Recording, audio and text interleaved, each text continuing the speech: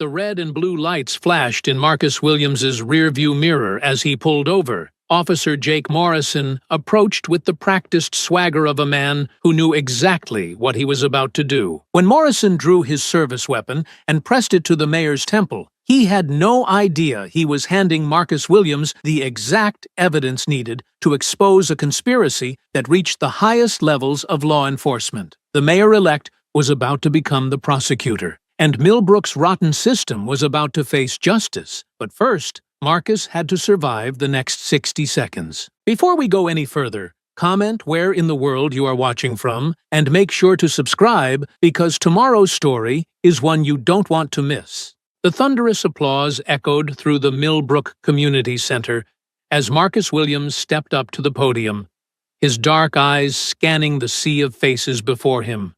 Campaign volunteers waved homemade signs, children sat on their parents' shoulders, and elderly residents who had lived through decades of broken promises watched with cautious hope. "Thank you, Millbrook." Marcus's voice carried over the crowd, steady and confident. "Tonight, we didn't just win an election. We chose change over complacency. We chose accountability over corruption. We chose a future where every citizen, regardless of zip code or skin color, can trust their government to serve them with integrity."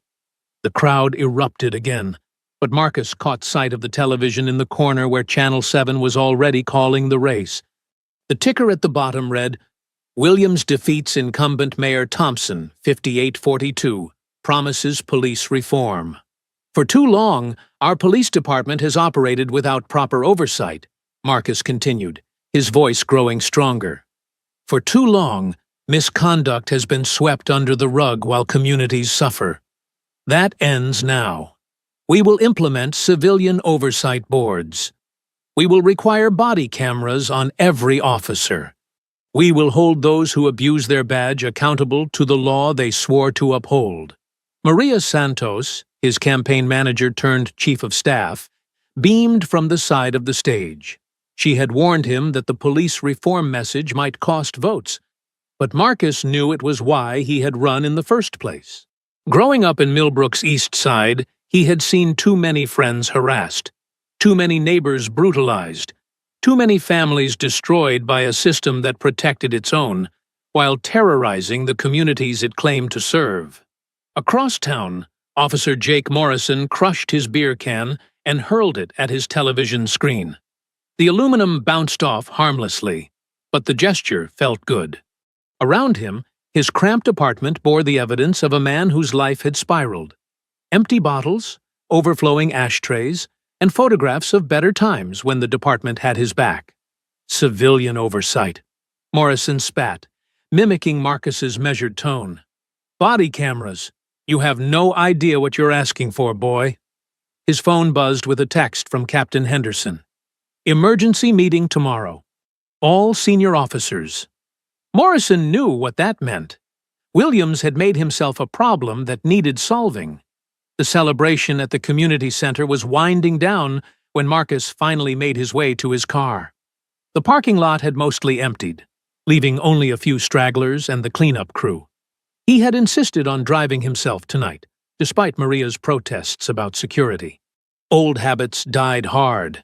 He had spent years as a civil rights attorney driving to meetings in hostile neighborhoods, and he valued the quiet time to think. As he unlocked his Honda Civic, Marcus reflected on the journey that had brought him here. Law school on scholarships, years of fighting police brutality cases, watching settlements get paid out while officers returned to duty. He had grown tired of treating symptoms instead of the disease itself. The mayor's office would let him attack the problem at its source. His phone rang as he started the engine. Maria's name flashed on the screen. "You should have let us arrange a police escort," she said without preamble. "I'm fine, Maria. I've been taking care of myself for 42 years. You're not just yourself anymore. You're the target of every cop who thinks reform means unemployment." Marcus pulled out of the parking lot onto Riverside Drive, the city's main thoroughfare that connected downtown to the residential areas. Streetlights cast long shadows between the old oak trees that lined the road. They'll have to get used to change, Marcus said. That's what we promised the voters. Just be careful, okay? Henderson called already. Wants a meeting next week to discuss your transition plans. I'll bet he does. Marcus ended the call and focused on the road ahead. In 2 months, he would take the oath of office. In 2 months, he would have the power to implement real reform. But first, he had to survive the transition. The red and blue lights appeared in his rearview mirror just as he turned onto the quieter residential street that led to his neighborhood. Marcus's heart rate quickened slightly, not from guilt, but from the learned wariness of a black man who had spent too many years documenting what happened when traffic stops went wrong. He pulled over and rolled down his window, keeping his hands visible on the steering wheel. The officer approached slowly, flashlight beam dancing across the asphalt. When the light hit Marcus's face, he saw recognition flicker in the man's eyes. "License and registration," the officer said, his voice flat and professional. Marcus reached slowly for his wallet. "Officer, I'm Marcus Williams. I was just elected mayor tonight." The officer's nameplate read, "Morrison." "I know exactly who you are," Morrison said, his hand moving to rest on his service weapon. "Step out of the vehicle." Marcus's throat went dry as he stared up at Morrison through the open car door. Something in the officer's eyes, a cold, predatory gleam, told him this wasn't a routine traffic stop. "Is there a problem, Officer Morrison?" Marcus kept his voice steady, though his pulse hammered against his collar. "Oh, there's a problem, all right." Morrison's hand tightened on his weapon. "You think you can waltz into City Hall and destroy everything we've built? You think we're just going to roll over and let some uppity lawyer tear down our department?" Marcus slowly raised his hands. "I think there's been a misunderstanding. I'm not trying to destroy anything. I want to make our police department better. More accountable." "Accountable?" Morrison's voice cracked with rage. "You want to put cameras on us like we're criminals. You want civilians judging every split-second decision we make. You have no idea what it's like out there." "Then help me understand." Marcus fought to keep his tone calm, professional. "We can work together." Morrison laughed, a harsh sound that echoed off the empty street. "Work together? With you? After what you did to Officer Reynolds in that brutality case? After you made us look like monsters on national television?" Marcus remembered the case. A teenager beaten so badly he'd needed reconstructive surgery. The settlement had been substantial, but Reynolds had kept his badge. Another symptom of the disease Marcus intended to cure. "Reynolds violated that boy's civil rights," Marcus said quietly. The video evidence was clear. The video showed a split second of a dangerous situation. It didn't show the weeks of dealing with gang violence, the threats against our families, Morrison stopped himself, breathing heavily. "You wouldn't understand. You've never worn the badge." "You're right. I haven't. But I've spent 15 years cleaning up the messes when officers like Reynolds crossed the line." Morrison's face twisted with hatred. "Officers like Reynolds? You mean officers like me?" The admission hung in the air between them like a loaded gun. Marcus felt the world narrow to this moment. This street, this man whose career depended on keeping the darkness hidden. "Officer Morrison, I think we should continue this conversation at the station, with a supervisor present." "No." Morrison drew his service weapon in one smooth motion, pointing it directly at Marcus's head. "We're going to finish this conversation right here." Marcus's hands shot up higher, his body flooding with adrenaline.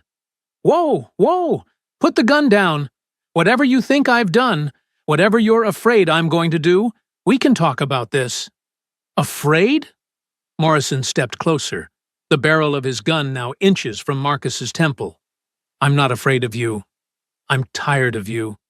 Tired of lawyers like you making our jobs impossible. Tired of bleeding hearts who think criminals deserve more protection than the officers trying to keep the peace." "Please," Marcus whispered, feeling the cold metal against his skin. "I have a family. You have nothing." Morrison's voice rose to a shout. "You have no idea what you're messing with.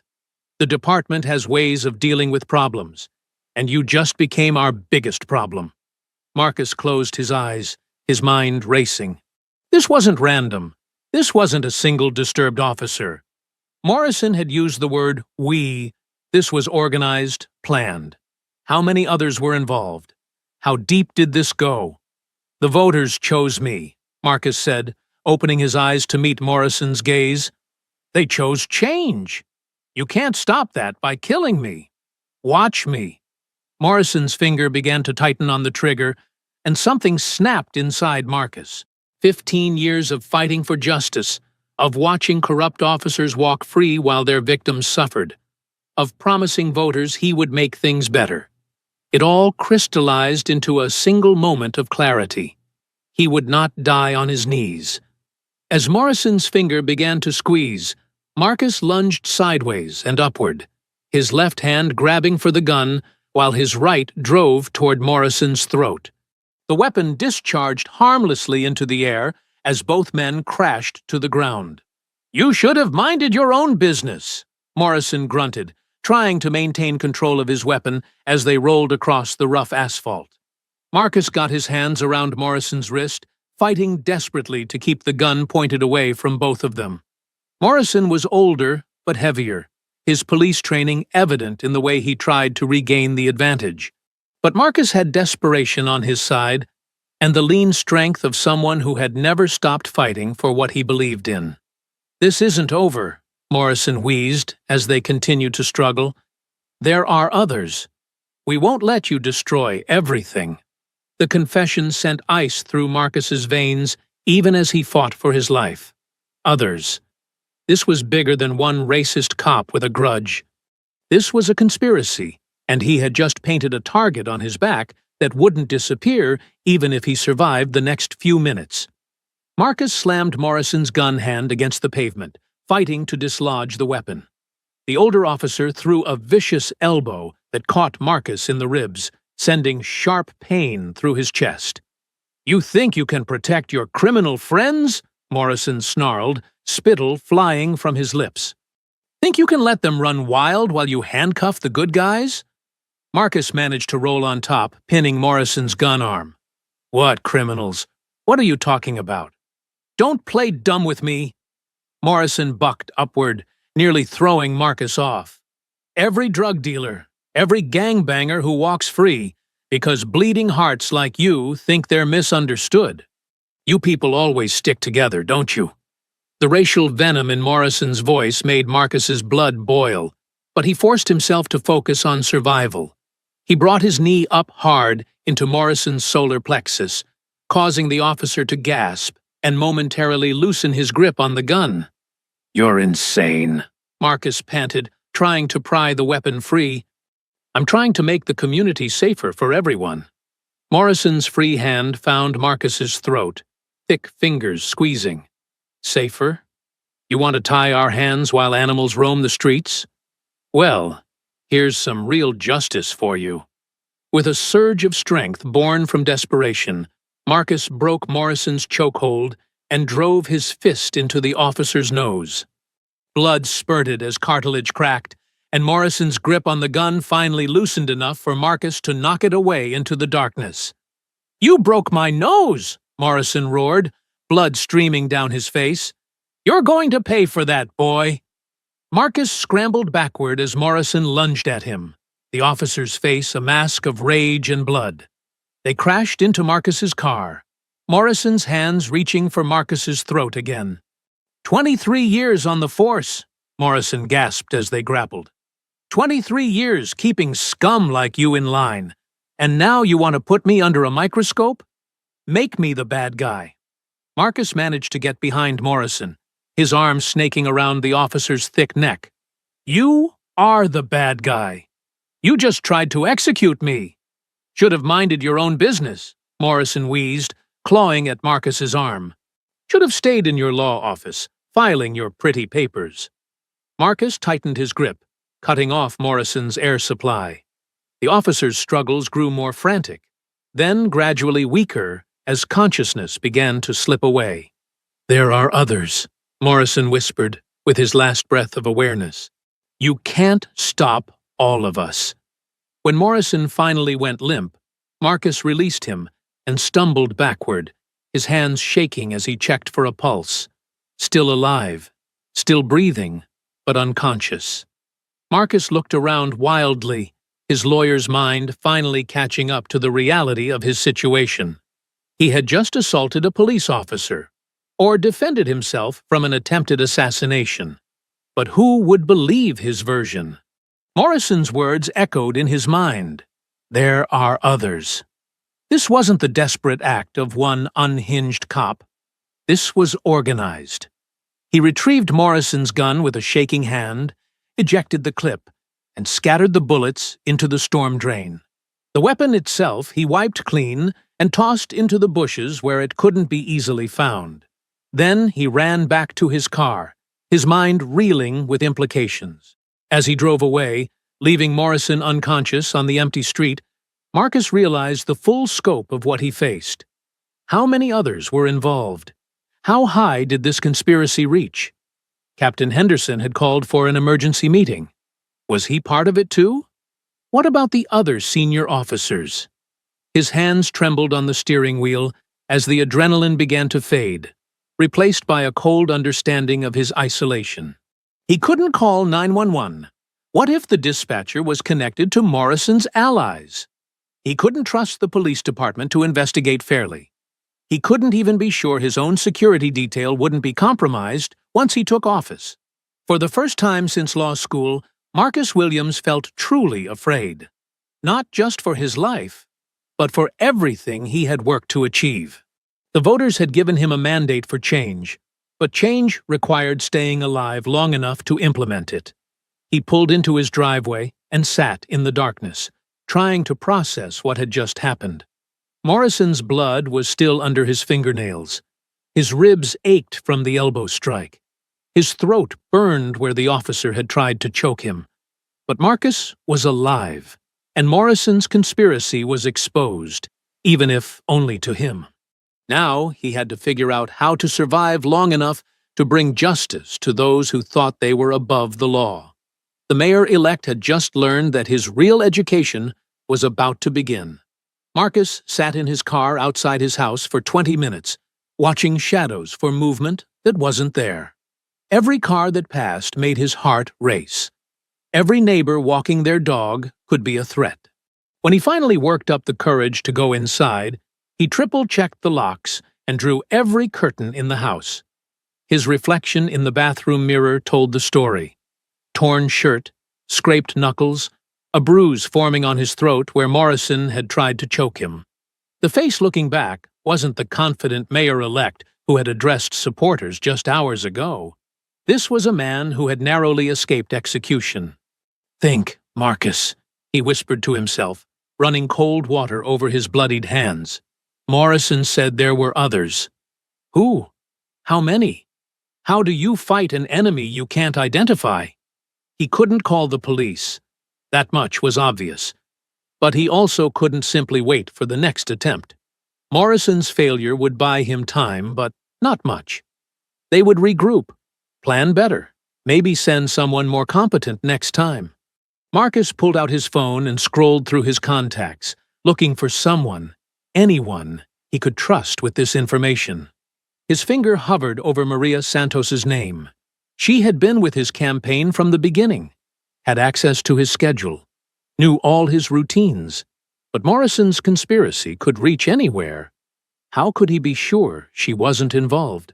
Meanwhile, 3 miles away, Jake Morrison was regaining consciousness on the cold asphalt, his head pounding and his throat raw. Blood from his broken nose had dried into a crusty mask across his face.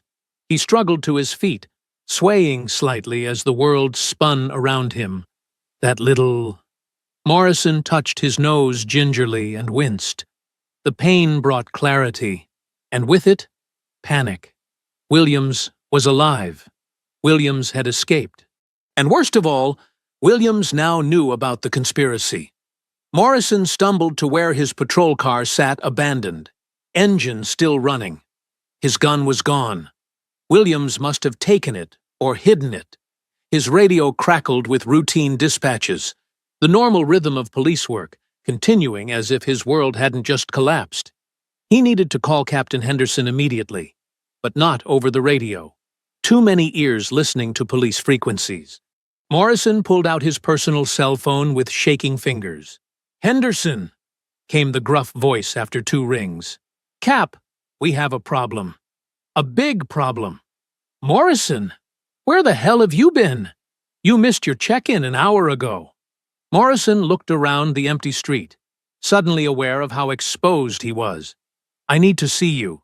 Tonight, not at the station." "What happened? You sound like—" "Williams is alive," Morrison interrupted. "The plan failed. He knows about us." The silence on the other end stretched for what felt like an eternity. When Henderson finally spoke, his voice was ice cold.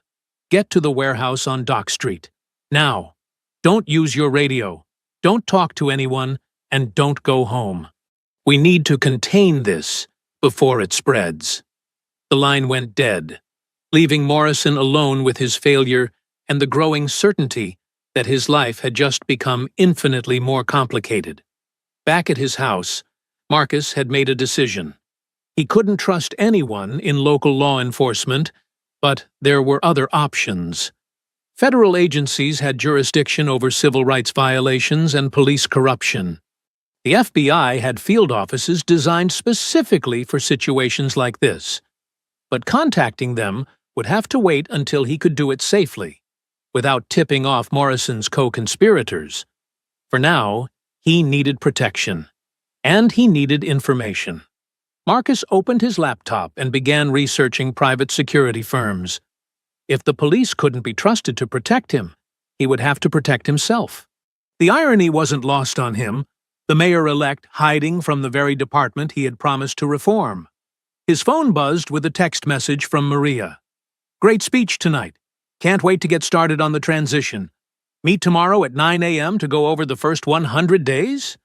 Marcus stared at the message, paranoia gnawing at him. Was this innocent enthusiasm, or was Maria fishing for his location and schedule? How could he continue his duties as mayor-elect without revealing his movements to potential enemies?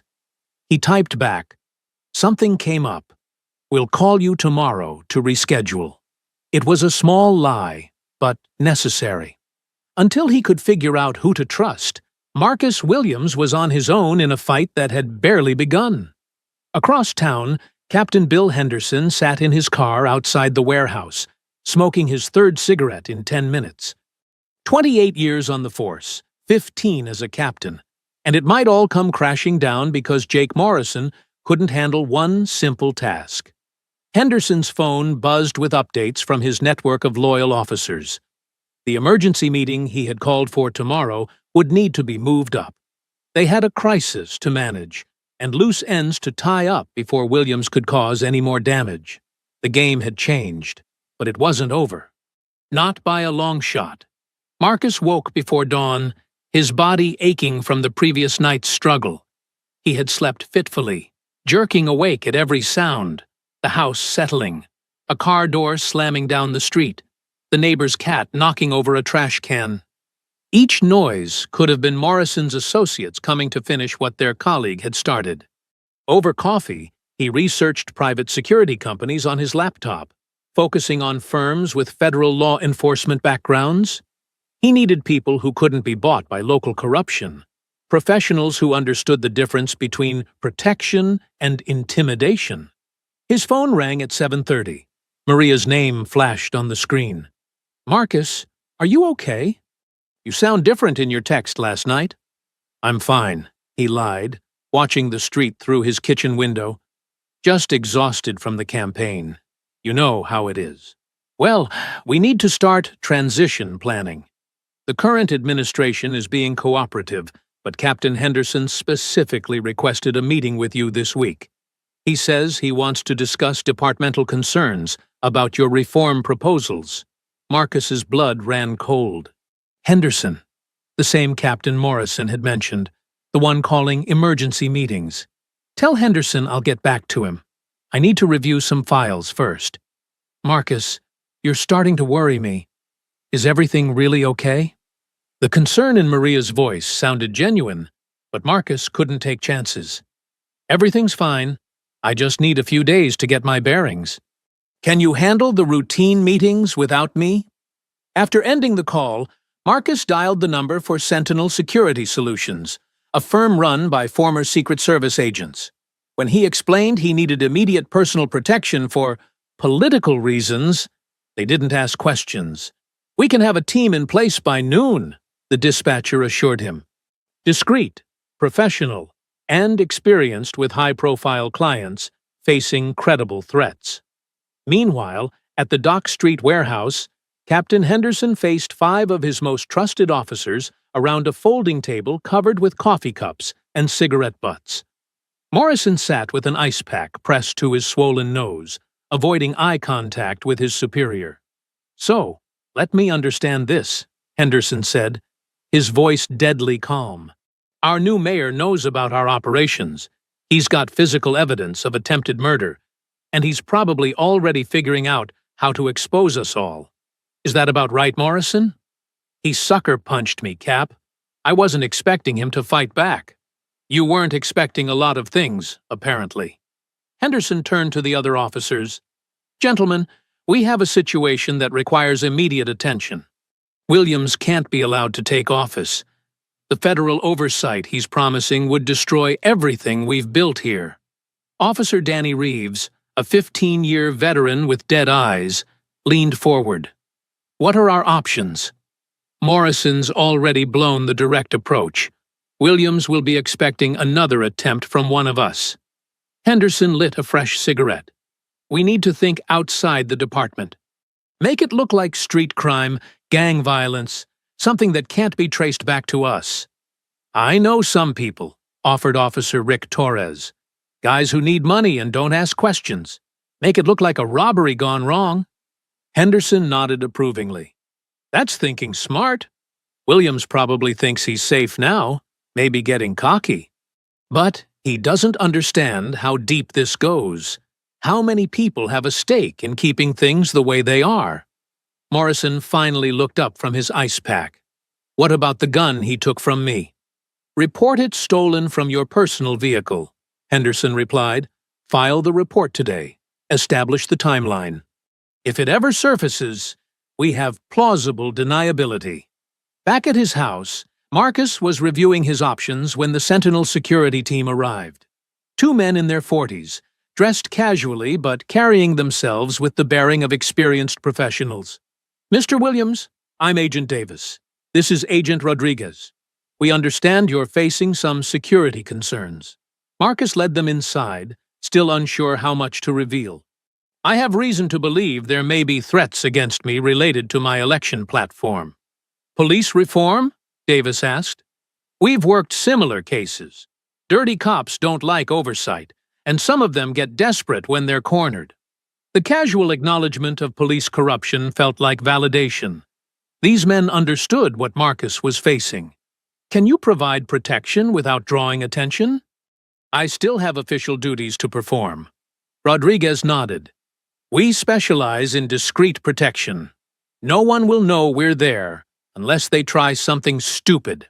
As the security team conducted their initial assessment of his home and routines, Marcus felt the first stirrings of hope since Morrison had put a gun to his head. He wasn't completely alone in this fight. But across town, Henderson's network was already setting their new plan in motion, recruiting assets that couldn't be traced back to the police department. The war for Millbrook's future had entered a new phase, and both sides were preparing for a battle that would determine whether justice or corruption would ultimately prevail. With his security team maintaining a discreet perimeter, Marcus finally felt safe enough to begin his own investigation. He started with public records, using his attorney credentials to access court documents and financial filings that might reveal the scope of police corruption in Millbrook. What he found in the basement archives of the courthouse made his stomach turn. "Jesus," he muttered, spreading files across a table in the empty records room. Over time, reports showed officers claiming impossible hours, some logging 30-hour shifts that would have been physically impossible. Evidence locker inventories had discrepancies worth hundreds of thousands of dollars. Civil settlements for police misconduct had cost the city over $2 million in the past 3 years alone. But most damning were the arrest records showing a pattern of cases being dropped or evidence mysteriously disappearing, always involving the same group of officers. Morrison's name appeared frequently, along with Henderson, Torres, and 3 others Marcus didn't recognize. His phone buzzed with a text from Agent Davis. Possible tail on your location. Gray sedan, 2 occupants. Stay inside until we give all clear. Marcus's hands tightened on the documents. They had found him already. 20 minutes later, Davis called. False alarm. Just paranoid citizens wondering why there's extra security at the courthouse. But we did notice some interesting radio chatter on police frequencies. Someone's been asking about your whereabouts. Any idea who? Negative, but we're monitoring the situation. How much longer do you need? Marcus looked at the mountain of evidence still to review. Give me 1 more hour. This is bigger than I thought. Meanwhile, across town at Rosario's bar, Officer Rick Torres was having a very different kind of meeting. The bar was nearly empty at 3 in the afternoon, just Torres and 2 men who looked like they'd rather be anywhere else. 5,000, Torres said, sliding an envelope across the scarred wooden table. Half now, half when it's done. The taller of the 2 men, a gaunt figure with prison tattoos covering his forearms, shook his head. For a mayor? That's heat we don't need, man. Make it 10. 7-5, Torres countered. And it needs to look like a robbery. Guy drives a Honda Civic, lives alone, minimal security. Should be easy money. The shorter man, stockier with nervous eyes, leaned forward. What kind of minimal security? You didn't mention security.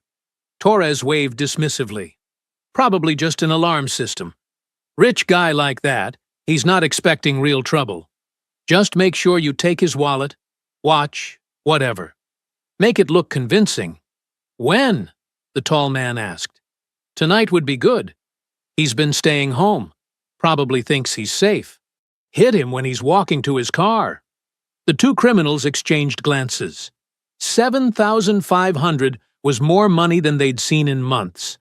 But killing an elected official carried risks that went beyond local law enforcement. We'll need clean weapons, the tall man said finally. Nothing that traces back to us, or you. Already taken care of. Torres slid another package across the table. Untraceable. Just remember, robbery gone wrong. Nothing political about it. Back at the courthouse, Marcus had uncovered something that made everything else pale in comparison. A series of evidence room entries that corresponded exactly with major drug arrests that had later been dismissed on technicalities. Someone was stealing confiscated drugs and selling them back onto the streets, then using their position to ensure the original dealers walked free. My God, he whispered, photographing the documents with his phone. They're not just corrupt. They're running their own drug operation. His phone rang. Maria's name on the display. Marcus, where are you? I've been trying to reach you all day. Channel 7 wants to do a follow-up interview about your first 100 days, and the city council is asking about transition meetings. I'm working on something important. Can you stall them? Stall them? Marcus, you're the mayor-elect. You can't just disappear when people need answers. The frustration in Maria's voice was genuine, and Marcus felt a pang of guilt. She was right. His responsibilities didn't stop because corrupt cops were trying to kill him. But how could he explain without putting her in danger? Give me until tomorrow, he said.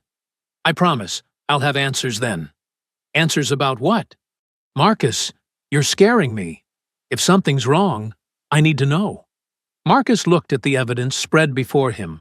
Proof of a conspiracy that reached deep into the police department, involving drug trafficking, evidence tampering, and now attempted murder.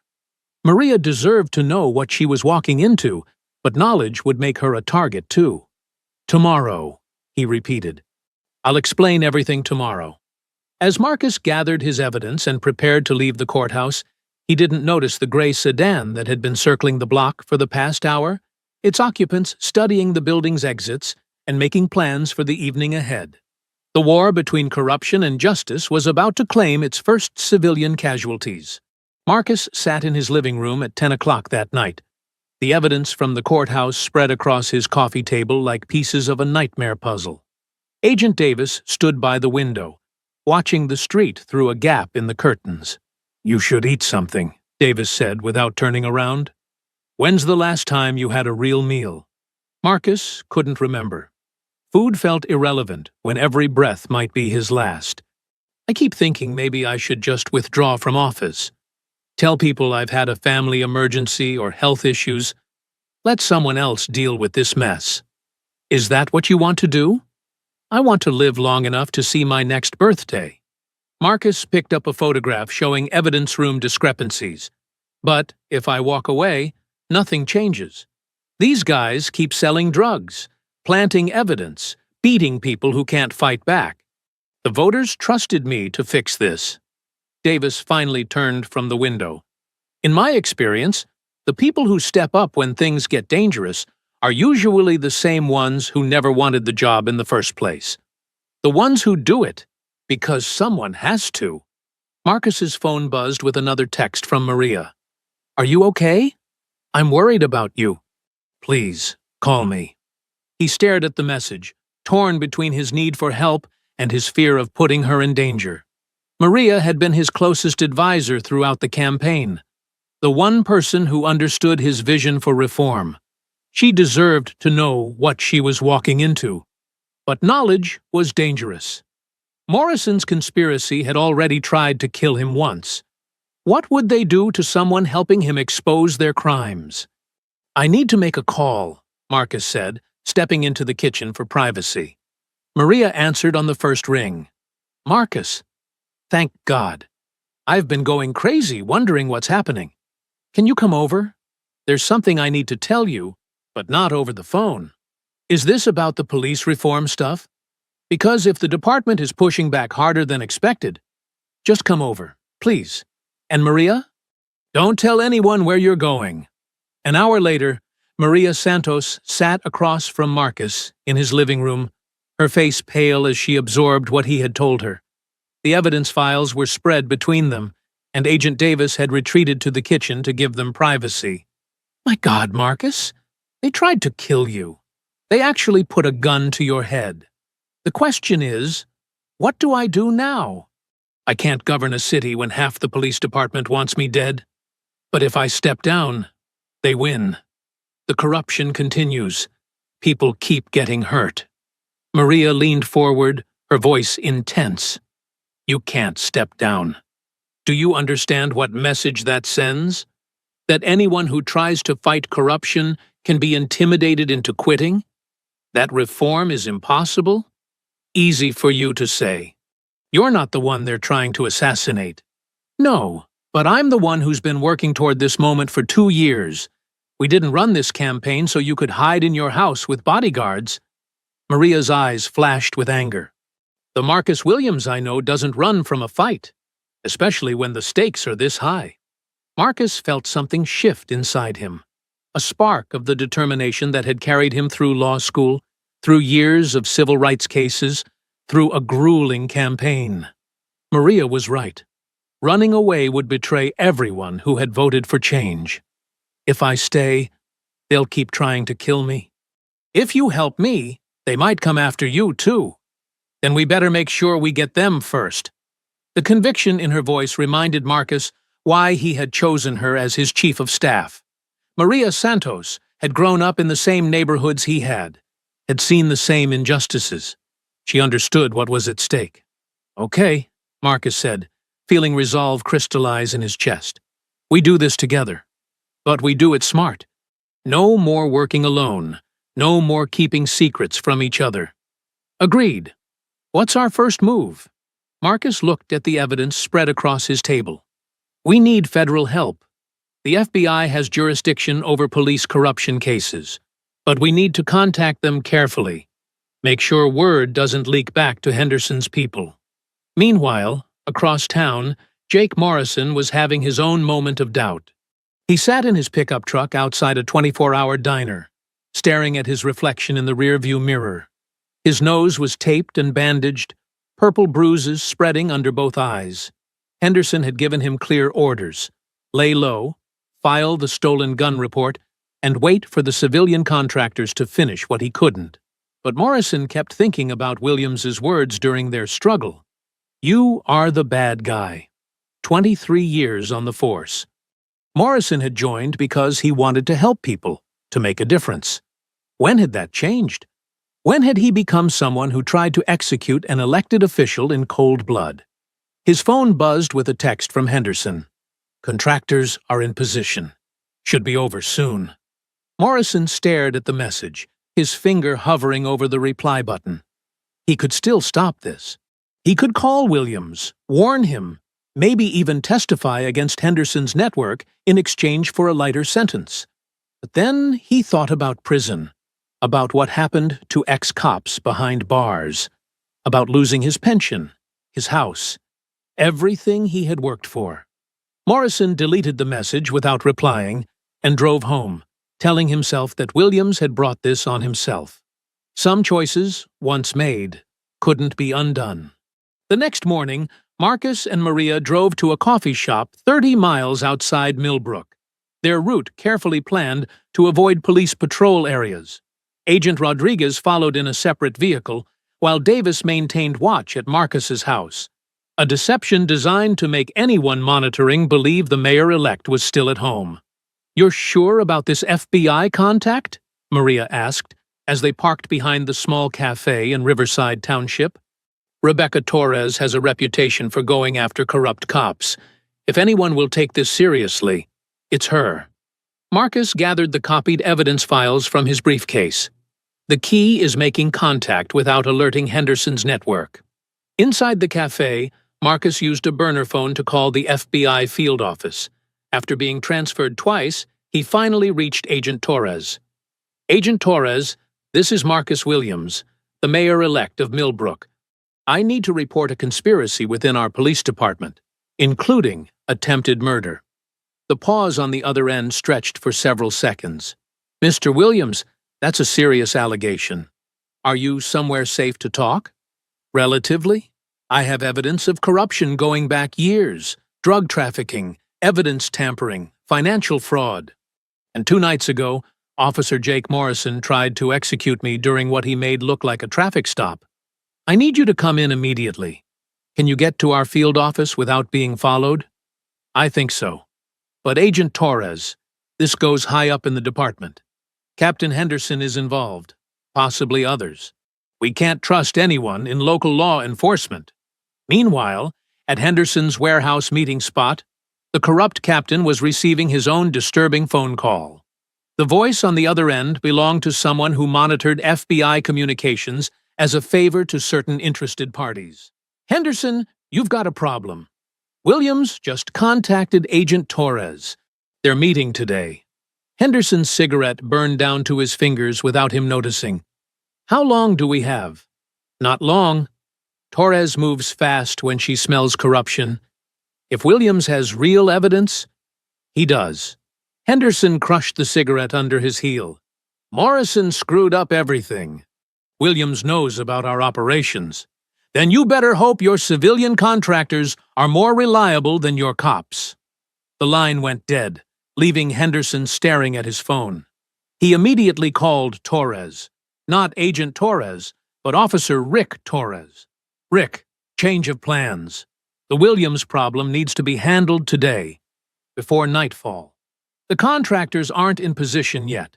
They were planning to wait until— I don't care what they were planning." Henderson's voice cracked with desperation. "Williams is talking to the feds. If he makes it through another day, we're all going to prison." At the FBI field office in downtown Springfield, Marcus spread his evidence across Agent Torres's conference table, while Maria provided additional context about campaign promises and reform plans. "This is extensive," Torres said, photographing each document. "Evidence room discrepancies, overtime fraud, civil settlements. How did you get access to all this?" "Public records, mostly. Some from my time as a civil rights attorney handling police brutality cases." Marcus pointed to the most damning files, but the pattern is clear. "They're stealing confiscated drugs and selling them back onto the streets, then using their positions to ensure the original dealers walk free." Torres nodded grimly. "We've seen similar operations in other cities. It's more common than the public realizes." She looked up from the documents. "Tell me about the attempt on your life." Marcus recounted the encounter with Morrison, from the fake traffic stop to the struggle that ended with the officer unconscious on the street. "And you're certain," he said, "there were others involved?" His exact words were, "There are others. We won't let you destroy everything." Then he mentioned that the department has ways of dealing with problems. Torres made notes on a legal pad. "We'll need to move quickly. If Henderson suspects federal involvement, he might try to destroy evidence or eliminate witnesses." "What kind of protection can you provide?" Maria asked. "We can coordinate with your private security, add some of our own people. But Mr. Williams, you need to understand. If you proceed with this, there's no going back. These people have already tried to kill you once. Federal investigation will make them even more desperate." Marcus looked at Maria, then back at Torres. "If I don't proceed, they keep destroying lives. They keep selling drugs in neighborhoods where children play. They keep beating people who can't fight back." He straightened in his chair. "I didn't run for mayor to play it safe." Torres smiled for the first time since they'd arrived. "Good. Because we're going to need you to keep acting normal while we build our case. Can you handle that?" "Define normal," Marcus said, "because nothing about this situation feels normal." At that moment, across town, Henderson's hired contractors were conducting their final surveillance of Marcus's house. They had no idea their target was 40 miles away, cooperating with federal agents who were about to turn their world upside down. The tall man with prison tattoos adjusted his grip on the untraceable pistol. "Remember, make it look like a robbery. In and out, quick and clean." His partner nodded nervously. "What if those security guys are around?" "Then we improvise. 7,500 buys a lot of motivation." They didn't know it yet, but they were about to become the final pieces of evidence Agent Torres needed to bring down Henderson's entire network. Agent Torres worked quickly once Marcus and Maria left her office. Within 2 hours, she had assembled a task force of agents who specialized in police corruption cases and coordinated with the U.S. Attorney's Office to begin preparing federal charges. "We need surveillance on Henderson, Morrison, and the other officers Williams identified," Torres told her team.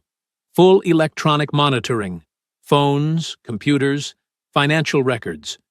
And I want protective surveillance on Williams around the clock." Agent Kevin Walsh, a veteran of similar cases, raised his hand. "What about the private security Williams already has in place?" "We coordinate with them, but don't rely on them. If Henderson's people are planning another attempt, it could come fast and hard." Torres pulled up building schematics on her computer. "Williams's house is too exposed. We need to move him to a safe location." Meanwhile, Marcus was driving back to Millbrook with Maria, both of them feeling cautiously optimistic for the first time in days. "Torres seems competent," Maria said. "Professional. Like she's handled this kind of thing before. The question is whether we can stay alive long enough for her to build a case." Marcus checked his mirrors for the third time in 5 minutes. "Henderson has to know we're getting close. Desperate people make dangerous choices." As if summoned by his words, Marcus's phone rang. The caller ID showed a number he didn't recognize. "Williams," he answered cautiously. "Mr. Mayor-elect, this is Captain Henderson. I think it's time we had a conversation." Marcus felt his blood turn to ice. He gestured frantically to Maria, who immediately began recording the call on her phone. "Captain Henderson, what can I do for you?" "You can stop making accusations against good officers. Officer Morrison filed a report this morning claiming you assaulted him and stole his service weapon. That's a serious crime, Mr. Williams. Morrison pulled a gun on me and tried to kill me. I defended myself. Henderson's laugh was cold and humorless. That's not how the report reads. And without witnesses or evidence to support your version, it's your word against a decorated officer with 23 years of service. Marcus gripped the phone tighter. What do you want, Henderson? I want you to understand the situation you're in. You're making enemies of people who've dedicated their lives to keeping this city safe. That's not smart for someone who's about to depend on police protection. The threat was clear, even if carefully worded. Marcus looked at Maria, who was pale but still recording. Are you threatening me, Captain? I'm educating you about political reality. Sometimes reform means working within existing systems rather than trying to tear them down. Maybe we can find some middle ground. What kind of middle ground? The kind where everyone gets to keep their jobs and their reputations intact. The kind where new mayors don't have unfortunate accidents during their first weeks in office. Marcus felt rage building in his chest. Henderson wasn't even trying to hide his involvement anymore. I see. And if I don't agree to this middle ground, then you'll discover that being mayor is a dangerous job. Lots of opportunities for things to go wrong. Car accidents, home invasions, random street crime. Millbrook can be a very unpredictable place. The line went dead, leaving Marcus staring at his phone in shock. Did you get all that? He asked Maria. Every word. Torres is going to love this. But as they drove through downtown Millbrook, neither of them noticed the two men in the gray sedan, who had been following them since they left the FBI office. Henderson's contractors had been waiting for their return, and the captain's phone call had been perfectly timed to distract them from checking their mirrors. The tall man with prison tattoos spoke into his radio. Target is heading home. We're in position. 2 blocks behind them, FBI agent Walsh was conducting his own surveillance, photographing the contractors and coordinating with Torres. I've got eyes on 2 subjects following Williams, Walsh reported. Hispanic male, approximately 6'2", passenger appears shorter and stockier. They've been tailing since downtown. Torres's voice crackled through his earpiece. Do not intercede unless Williams is in immediate danger. We need them to make their move so we can connect them back to Henderson. As Marcus pulled into his driveway, he was focused on getting inside to call Agent Torres about Henderson's threats. He never saw the 2 men parking across the street, weapons concealed under their jackets. Agent Davis met them at the door. How did it go with the FBI? Better than expected, Marcus said, not noticing Davis's tense posture. Torres is taking this seriously. She's already assembling a task force. Good, because we may have company. Rodriguez spotted possible hostiles conducting surveillance while you were gone. Marcus's feeling of optimism evaporated. How possible? Definite enough that I've called for backup. FBI is coordinating with us now. Across the street, the 2 contractors were making their final preparations, unaware that federal agents were photographing their every move and recording their communications with Henderson's network. The trap was set. The only question was who would spring it first. Agent Torres arrived at Marcus's house within 30 minutes, but she made sure her team entered through the back alley and kept their vehicles out of sight. The dining room became a command post, but all surveillance equipment was positioned away from windows where it might be spotted. Henderson's phone call was perfect, Torres told Marcus, as they reviewed the recorded conversation in hushed tones. Direct threats against an elected official, conspiracy to obstruct justice, intimidation of a federal witness. We've got enough to arrest him right now. But you're not going to, Marcus said, reading her expression. Not yet. We want the whole network, not just the leadership. Your attackers across the street are going to lead us to everyone involved. Torres gestured toward thermal imaging equipment that showed the gray sedan's occupants. 2 subjects, both armed, but they don't know we're here. When they make their move, we'll be ready. Maria paced nervously in the back hallway, away from any windows. What if something goes wrong? What if they get past your people? They won't, Agent Walsh whispered from his concealed position, monitoring communications. We have agents positioned throughout the neighborhood, but staying invisible. Marcus, the key is acting completely normal. These guys are watching for any sign you suspect they're there. Marcus nodded, though his hands were shaking. How normal can I act when I know there are killers waiting for me? Normal enough that they think they have an easy target, Torres replied quietly. Your private security team has been instructed to maintain their regular patterns, but stay ready for our signal. Across the street, the two contractors were feeling confident as evening approached. The shorter man, Luis Valdez, had been watching Marcus's house all day and liked what he saw. Just the mayor and that woman who works for him, Luis whispered to his partner. Security guys left an hour ago. Feds haven't shown up. This should be straightforward. The tall man, Carlos Mendez, checked his stolen pistol one more time. Torres said the target's been paranoid since Morrison screwed up, but he's not expecting us. Thinks he's safe at home. Perfect. We wait until it gets fully dark. Then we make our move. In and out, make it look like a robbery gone bad. Luis pulled out his phone and texted Officer Torres. Coast is clear. Moving in 1 hour. The response came back immediately. About time. Henderson's breathing down my neck. Make it clean. Inside the house, Agent Walsh intercepted the text exchange in real time, but the contractors had no idea their communications were being monitored.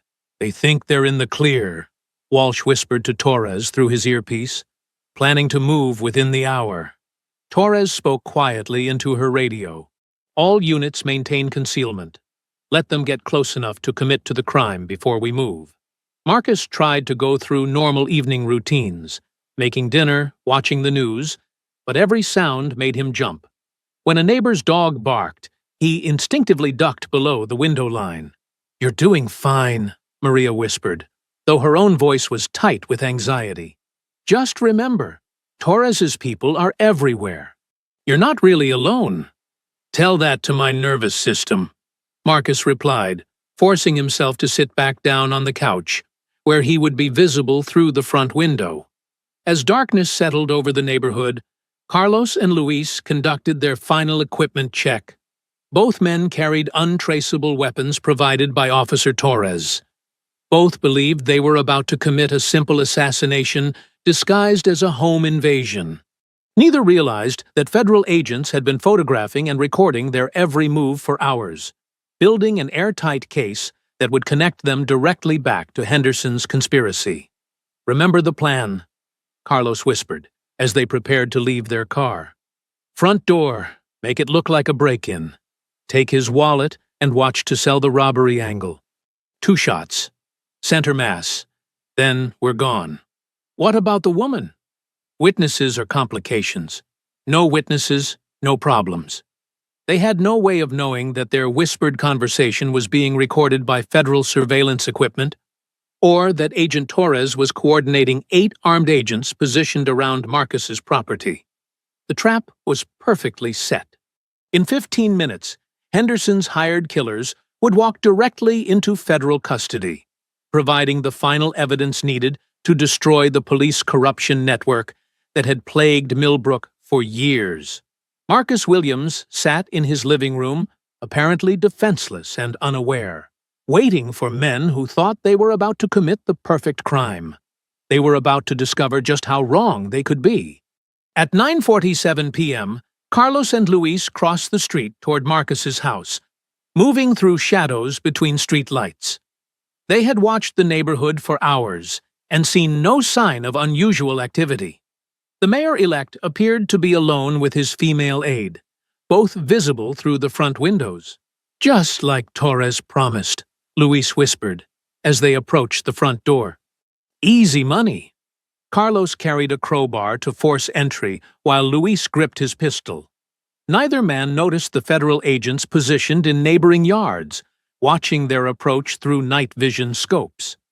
Agent Torres spoke quietly into her radio from her concealed position. Subjects approaching target residence. All units hold position until they commit to entry. Inside the house, Marcus sat frozen on his couch, watching the shadows move across his front yard.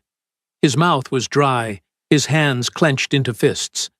Maria crouched behind the kitchen counter, her phone ready to call 911 if something went wrong with the federal operation. Carlos inserted the crowbar into the door frame and applied pressure. The wood splintered with a sharp crack that echoed through the quiet neighborhood. "Breaking and entering in progress," Torres whispered into her radio. "Stand by." The front door swung open, and both contractors stepped inside with weapons drawn. Luis immediately spotted Marcus on the couch and smiled coldly.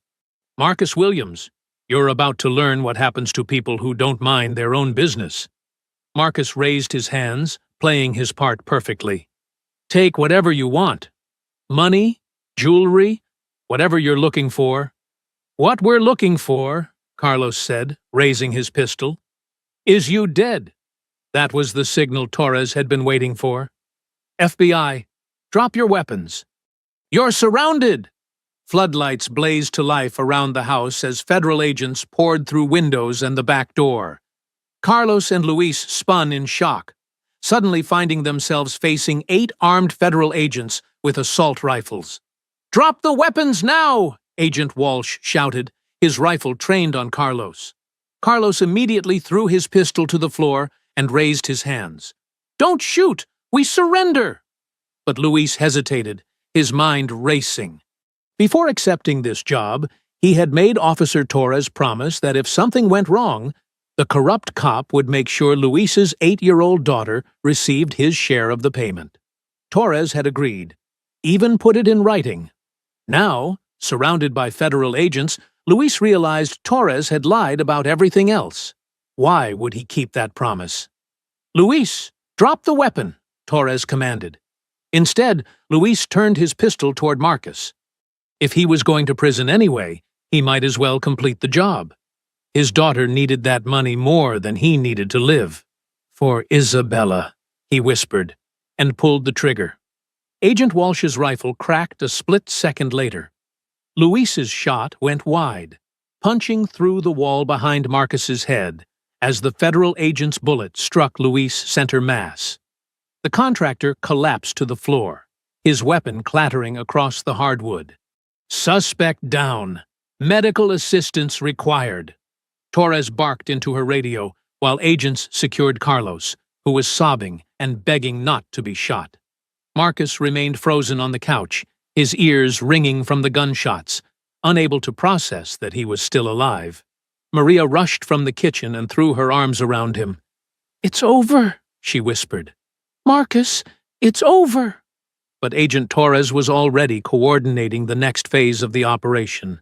With Carlos in custody and Luis wounded but alive, they had living witnesses who could testify against Henderson's network. "Get me Captain Henderson on the phone," Torres told Agent Walsh as paramedics worked on Luis. "Tell him we have his contractors in custody, and they're very eager to make a deal." Carlos, handcuffed on the floor, looked up at Torres with desperate eyes. "I'll tell you everything. Henderson hired us through Officer Torres. They paid us to kill Williams and make it look like a robbery. I have text messages, recordings, everything."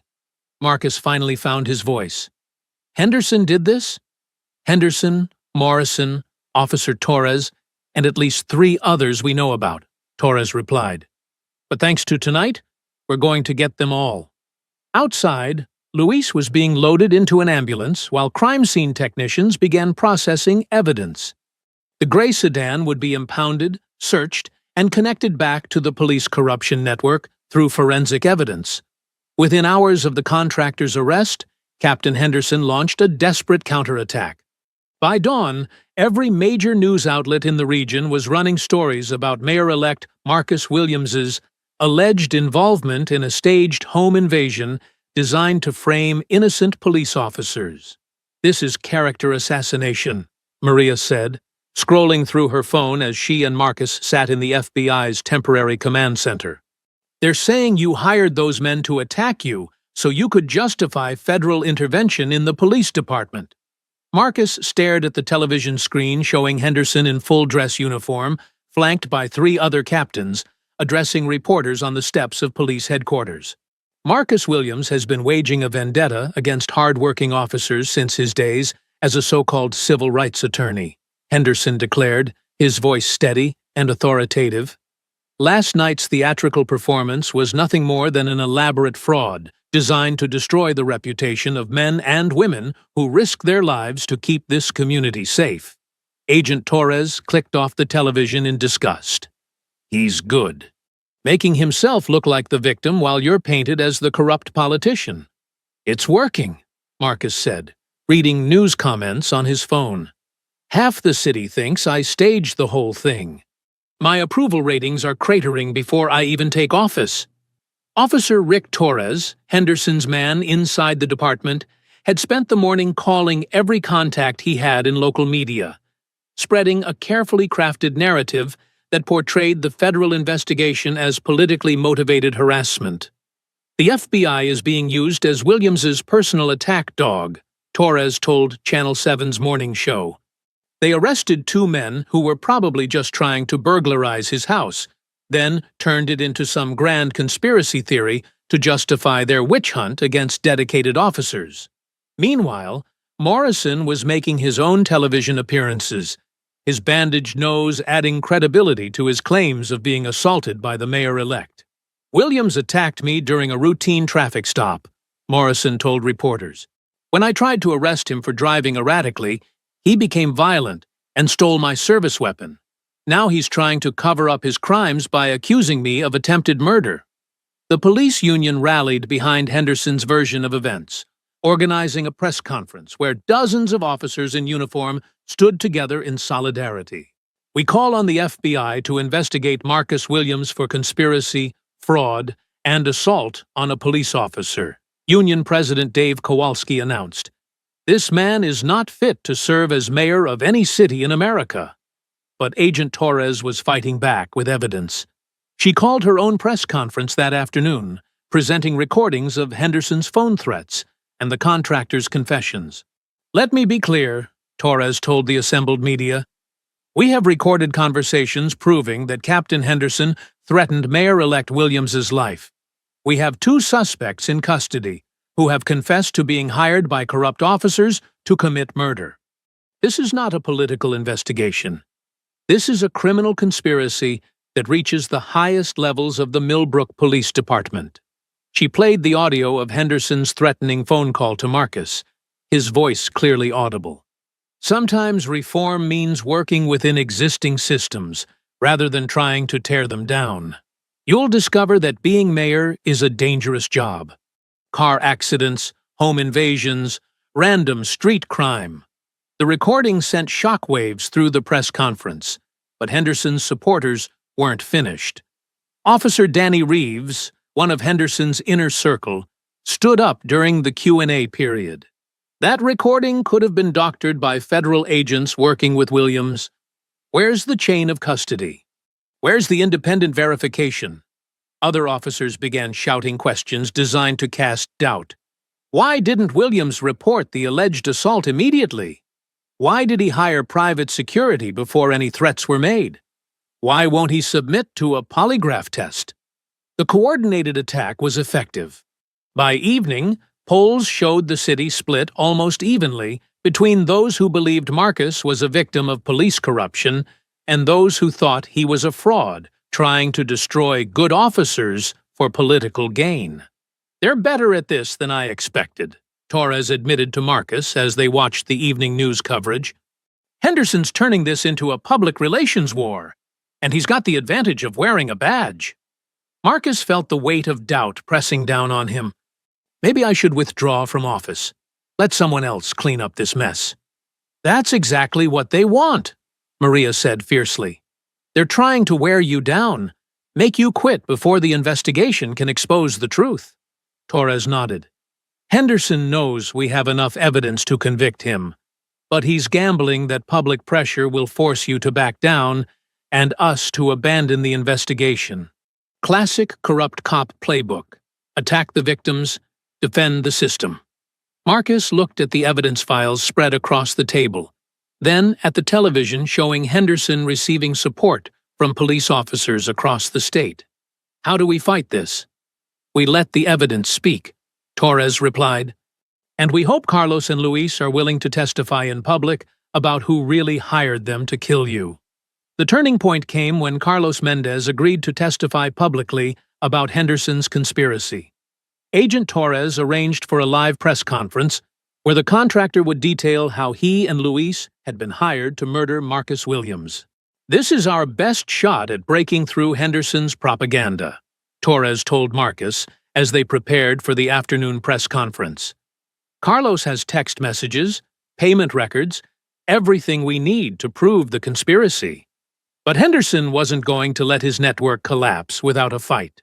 We can't let that scumbag testify, Henderson told his remaining loyal officers during an emergency meeting at the warehouse. Once he starts talking on live television, it's over for all of us.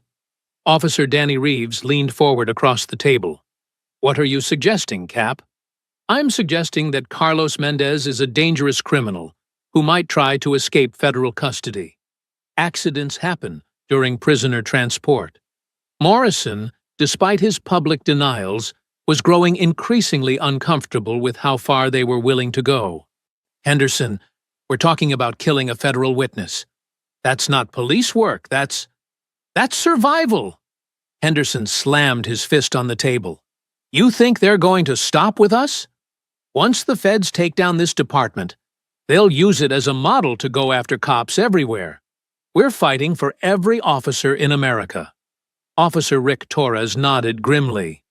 The transport route from the federal building to the courthouse is predictable.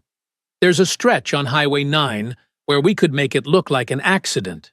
At that moment, Marcus was reviewing Carlos's testimony with Agent Torres when her phone rang with an urgent call from the federal marshal's office. Agent Torres, we've intercepted police radio chatter about the prisoner transport. Multiple units requesting information about Mendez's route to the courthouse. Torres's face went pale. They're planning to hit the transport. We need to change the route immediately.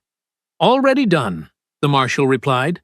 But Torres, this is escalating beyond simple corruption. These officers are talking about eliminating federal witnesses. That's domestic terrorism. Marcus overheard the conversation and felt his stomach drop. They're going to try to kill Carlos to prevent him from testifying? It looks that way. Henderson's network is more desperate than we realized. Torres began making calls to coordinate additional security. We need to move the press conference to a secure location. But Henderson's people were already in motion. Officer Reeves had positioned himself along the original transport route, armed and ready to stage what would look like a tragic accident during prisoner transport. When the federal marshal's convoy failed to appear at the expected time, Reeves realized their plan had been compromised. He radioed Henderson immediately. They changed the route, Cap. Mendez isn't coming this way. Henderson's voice crackled with rage over the radio. Then we go to the source. If we can't stop the witness, we stop the investigation. Marcus was at the federal building, preparing for Carlos's testimony, when Agent Walsh burst in with alarming news. We've got multiple police units converging on this location. 15 officers, all from Henderson's network, claiming they're responding to a bomb threat. Torres immediately understood the implications. They're creating a pretext to storm the building. In the confusion, they could claim Marcus was killed by unknown assailants.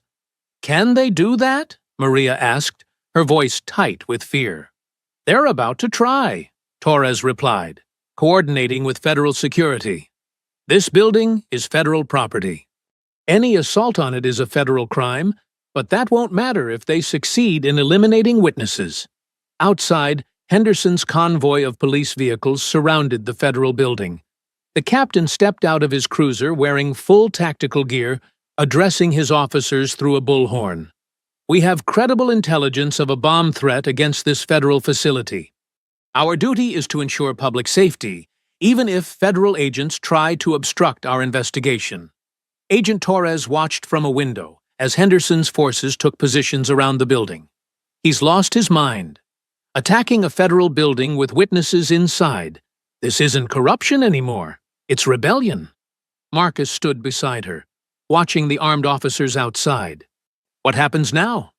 Now we find out whether justice is stronger than corruption, Torres replied, speaking into her radio to coordinate with FBI tactical teams. Because Henderson just declared war on the federal government. The siege of the federal building was about to begin, with Marcus Williams caught in the middle of a battle that would determine whether the rule of law could survive against organized police corruption. The standoff lasted 6 hours, but Henderson's rebellion collapsed when FBI tactical teams arrived from 3 neighboring states. The corrupt captain and his officers found themselves surrounded by federal agents who vastly outnumbered and outgunned them. "Captain Henderson, this is Agent Torres. You're surrounded by federal agents. Order your officers to stand down immediately." Henderson stood behind his patrol car, radio in hand, watching FBI snipers take positions on nearby rooftops. His 28-year career was ending in a federal standoff that would make national headlines. "This isn't over, Torres," Henderson shouted back. "You think you can destroy an entire police department over the word of criminals and corrupt politicians? It's over, Henderson. Your officers are already surrendering." Indeed, most of Henderson's support was melting away as officers realized they were facing federal charges for assaulting a government building. Morrison was the first to throw down his weapon and walk toward federal agents with his hands raised. "I surrender," Morrison called out. "I want to make a deal." Within minutes, Henderson stood alone as his entire network abandoned him.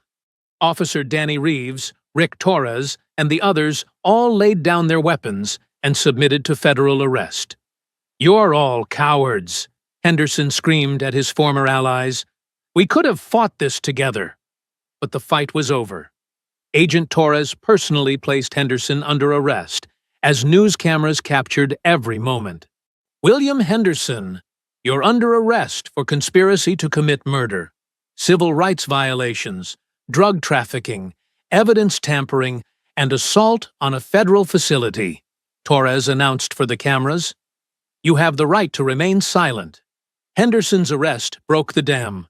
Within days, Morrison and 6 other officers were providing detailed testimony about years of corruption, drug trafficking, and brutality.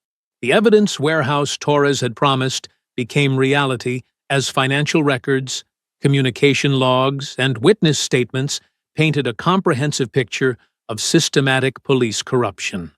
Carlos Mendez testified before a federal grand jury, describing in detail how Henderson's network had hired him and Luis to murder Marcus Williams. His testimony, combined with recorded phone calls and financial evidence, resulted in federal indictments against 11 officers. The corruption in the Millbrook Police Department represents one of the most extensive cases of organized police criminality in modern American history, U.S. Attorney Janet Richardson announced at a press conference. "These officers betrayed their oaths, violated citizens' rights, and attempted to murder an elected official to protect their criminal enterprise." Marcus Williams was finally sworn in as mayor 6 weeks later, in a ceremony held at the federal courthouse under heavy security. Agent Torres attended the inauguration, watching as Marcus delivered his first official speech as mayor. "Today, we begin the work of rebuilding trust between our community and law enforcement," Marcus told the assembled crowd.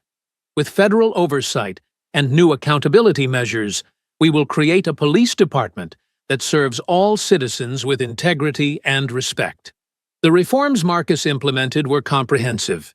Every officer was required to wear body cameras. A civilian oversight board gained real power to investigate misconduct complaints. The police budget was restructured to emphasize community policing over military-style equipment. Most importantly, Marcus hired Agent Torres as Millbrook's new chief of police after her retirement from the FBI. "The community deserves leadership they can trust," Marcus explained to reporters. "Rebecca Torres has spent her career fighting police corruption. She's exactly what this department needs." Henderson and his co-conspirators received sentences ranging from 15 to 30 years in federal prison. Morrison, who cooperated fully with the investigation, received 12 years. The contractors, Carlos and Luis, received reduced sentences in exchange for their testimony. Maria Santos was sworn in as deputy mayor, helping Marcos navigate the complex work of rebuilding a city's faith in its government. "We did it," she told Marcos on their first day in the renovated mayor's office. "We actually did it." Marcos looked out his window at the city he now led, a city where police officers would finally be held accountable for their actions. "No," he replied. "We started it. Real reform takes years, maybe decades, but at least now we have the foundation to build something better." 6 months later, Marcus Williams stood at the podium in Millbrook's renovated community center, addressing a crowd that looked very different from his election night gathering. This audience included police officers in the new department uniforms, community leaders who had been skeptical of reform, and families who had been victims of the old system's brutality. "When I ran for mayor, I promised accountability," Marcus said, his voice carrying the confidence of someone who had survived assassination attempts and emerged stronger. "I promised transparency. I promised that our police department would serve everyone in this community with equal respect and dignity." Chief Rebecca Torres sat in the front row, wearing the badge she had earned through decades of fighting corruption. The transformation of the Millbrook Police Department under her leadership had exceeded even Marcus's expectations. "The numbers speak for themselves," Marcus continued, gesturing to a presentation screen behind him. "Excessive force complaints are down 70%. Community trust in law enforcement has increased by 60%. And most importantly, crime rates have dropped to their lowest levels in 20 years. The applause was genuine, coming from people who had watched their city transform from a place where corrupt cops operated with impunity to one where officers were held to the highest standards. After the presentation, Marcus walked through the community center, shaking hands with residents who approached him with gratitude and hope instead of fear and suspicion. "Mayor Williams," said Mrs. Rodriguez, an elderly woman whose grandson had been beaten by Morrison 3 years earlier. "I never thought I'd live to see the day when I could trust a police officer again. But yesterday, Officer Johnson helped my neighbor when her car broke down. He was kind, respectful. That's how it should be." Marcus smiled, remembering the fear in her eyes during his campaign visits to her neighborhood. "That's how it will be from now on, Mrs. Rodriguez. We've built something that will last." Later that evening, Marcus and Maria sat in his office reviewing the latest crime statistics and community feedback reports. The walls were decorated with awards the city had received for innovative police reform, including recognition from the Department of Justice as a model program for other municipalities. "Channel 7 wants to do a follow-up story," Maria said, scrolling through her phone. 6 months after the corruption scandal, how has Millbrook changed? They want to interview some of the officers who testified against Henderson. "Set it up," Marcus replied. "The more transparency, the better. People need to see that change is possible." His phone buzzed with a text message from Agent Torres, now Chief Torres. The message included a photo from the police academy graduation ceremony that morning, showing 12 new officers taking their oath of service. "New recruits sworn in today," the text read. "All passed extensive background checks and psychological evaluations. The future of policing in Millbrook looks bright." Marcus looked out his office window at the city he had fought to save. Streetlights illuminated neighborhoods where children could play without fear, where residents called police when they needed help instead of avoiding them at all costs. Henderson was serving his 30-year sentence in federal prison, his appeals exhausted. Morrison had been denied parole and would serve at least 10 more years. The other corrupt officers had scattered to various federal facilities across the country, their careers and reputations destroyed.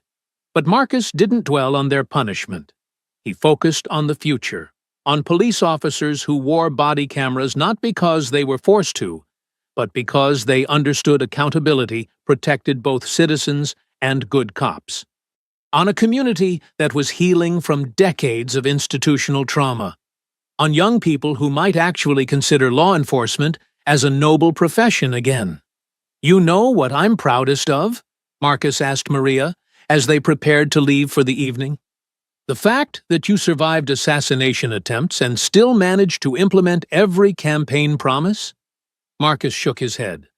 "I'm proud that next year, when we have new mayoral elections, the biggest issue won't be police corruption. It'll be normal political stuff: budgets, infrastructure, education. That's what a healthy democracy looks like." As they walked out of City Hall together, Marcus Williams reflected on the journey that had brought him from that terrifying night when Morrison put a gun to his head to this moment of genuine civic transformation. The mayor-elect, who had once fought for his life in a dark street, was now the mayor who had proven that courage, persistence, and federal backup could triumph over even the most entrenched corruption. Millbrook was finally the city its residents deserved. A place where justice wasn't just a word on courthouse walls, but a living reality in every neighborhood, protected by officers who truly served and protected all citizens equally. I hope you enjoyed that story. Please like the video and subscribe so that you do not miss out on the next one. In the meantime, I have handpicked 2 stories for you that I think you will enjoy. Have a great day.